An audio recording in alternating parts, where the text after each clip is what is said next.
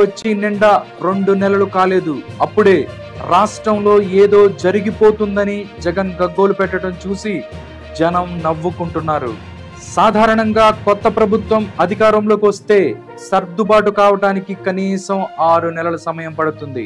గత ప్రభుత్వంలో చేసిన అప్పులు, రాబడి తదితర అంశాలపై అవగాహనకు రావడంతో పాటు శాఖల వారీగా అధికారులను సర్దుబాటు చేసుకోవటం, పాలనపై పట్టు సాధించడం కోసం సమయం పడుతుంది. కానీ జగన్ తీరు చూస్తుంటే కుర్చీ నాది, దానిలో కూర్చోవడానికి చంద్రబాబు నాయుడు ఎవరు అనే ఆక్రోశంతో, ఆవేశంతో ఉడికిపోతున్నట్టు కనిపిస్తోంది.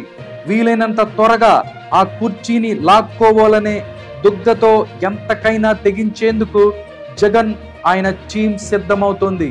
ఇందుకోసం నెలకు 100 కోట్లు ఖర్చు చేసేందుకు సన్నద్ధమైనట్లు వైసీపీ వర్గాల్లోనే ప్రచారం జరుగుతోంది.